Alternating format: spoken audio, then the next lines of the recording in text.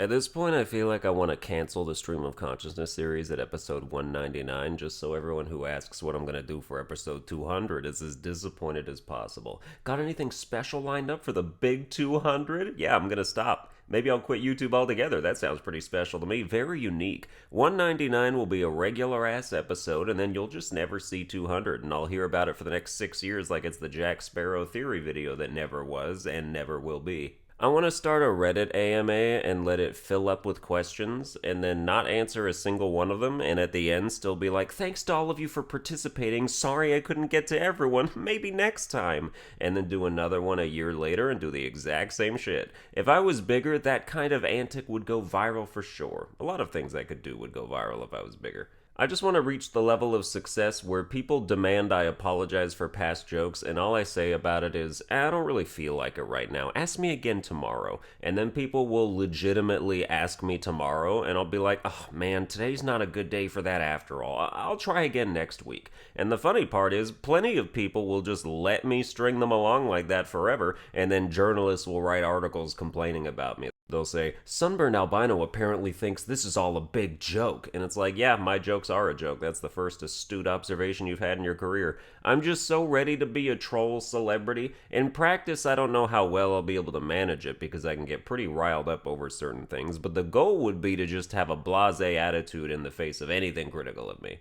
Some actor on The Flash named Hartley Sawyer, which is the most actor name I've ever heard. You're either an actor or you write books in the 1800s that have the N-word 1,000 times. But Hartley Sawyer got fired from the CW show The Flash recently over racial joke tweets from 7 and up years ago. If that was me, I'd have quote tweeted the first headline I saw talking about it and just wrote, "Aw man, fiddlesticks," with everybody screaming in the replies. Dude, I cannot wait to lose a cool, lucrative opportunity and just shrug my shoulders. It's not fun for the Twitter mob if you don't care. They love it if you capitulate and apologize, because then they've dominated you. But they also love if you take a stand and fight, because then they have a battle on their hands. It gives them an excuse to take the gloves off their nastiness. But if you're just like, LOL, I'm hungry, there is nothing they can do with that other than repeat themselves. And if you do it again, there's no more gas in the tank. Now they're hungry too.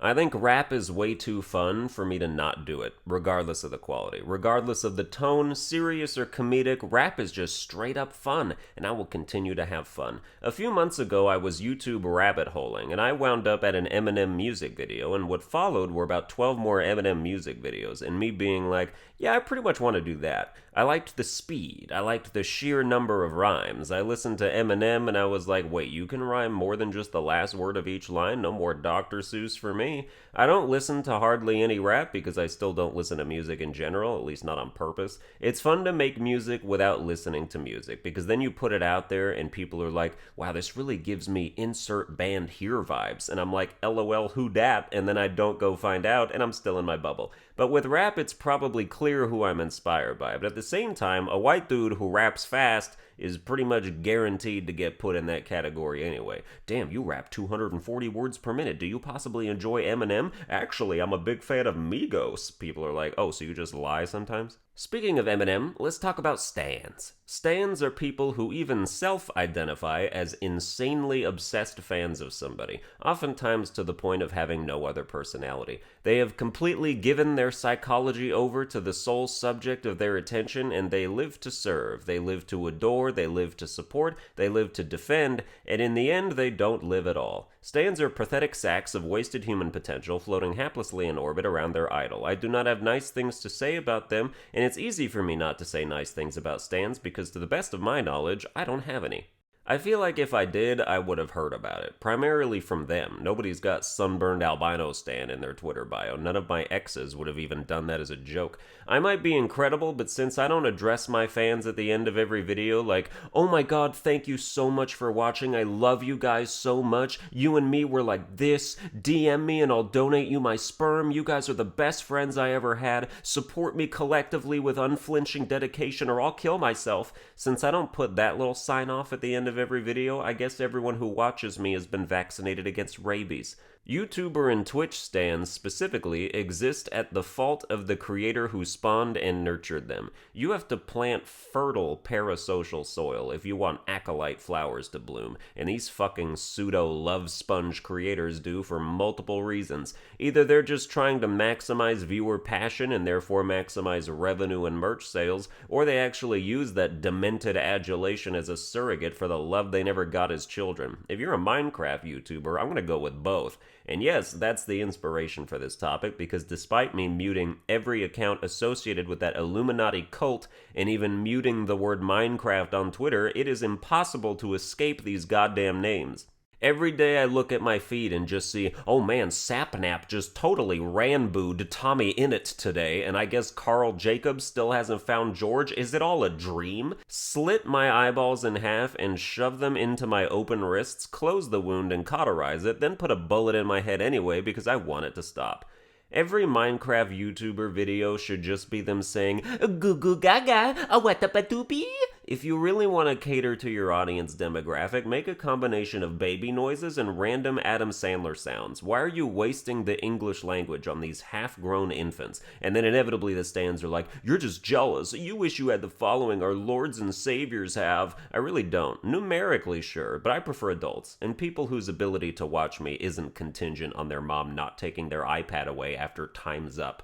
Minecraft YouTubers' stream viewership gets cut in half whenever it conflicts with a new episode of Paw Patrol. And I'm not shitting on Minecraft the game itself, because I used to play it, and even as recently as a few months ago I got back into it for a week or so. But the audiences of the people who exclusively stream that game, my goodness gracious, where are the bibs and pacifiers? A parasocial garden for an audience of mostly children should be considered grooming if they're doing this I love you all bullshit. Kids treat parasocial YouTubers like Elmo from Sesame Street. Elmo's like, Elmo loves you, and the toddlers all get child boners and would murder 8 men in the street if it meant they got to meet him in person. A Minecraft YouTuber says, love you guys, I mean it, and a 12-year-old whose dad just finished hitting them gets that warm blanket of care wrapped around him and feels like someone loves them, but the care is fake. And even if it wasn't, it couldn't be individually localized to that specific stan. Statements made to a group don't mean shit to one person in the group, but stans don't know that because all they know is how many times their redeemer has breathed in the last 20 minutes of the stream. Get a fucking life. Get a personality. Get a therapist for your myriad of mental illnesses. And most importantly, get off social media because it's warping you. Being a stan is its own mental illness at this point, and while it's particularly unhealthy to be one about content creators and other human beings, I'm not much more accommodating to people who stan things, like TV or movies or video games. If you post 57 tweets per day about Sonic or Kingdom Hearts or Five Nights at Freddy's or some bullshit, really think about what you've amounted to so far and how you might surpass rock bottom. It's usually specific characters, like people get obsessed with anime characters and then either try to become them or just constantly post about their undying affection. It's vomit-inducing. If you're a character stan, even a cursory glance through your own feed should alert you to the fact that you're being nigh incurably cringe. I don't know how you accept yourself, but society sure won't do it for you. But despite the tirade I just went on, if you're a stan and you're not getting in constant arguments with non-stans or sending death threats, you go right ahead and still be incredibly off-putting. But I at least don't have a vested interest in protecting the general population from you. If your 20 tweet threads about how your favorite character awakens you sexually make you happy, and you're not worried about becoming well-adjusted or having parents who are proud of you, then go with God and walk your chosen path of full-chested shamelessness. No skin off my wrist. Maybe still some. I have no use for stans. I don't have merch. I don't have beef with other YouTubers where it would be beneficial to have swarms of tween drones to like all my replies and ratio them and then pretend my point is superior as a result. I don't have a validation complex that requires constant outside reinforcement of people telling me I matter, and I have no interest in hogging the trending tab daily and annoying every respectable person in existence when my followers start 30 hashtags about me blinking.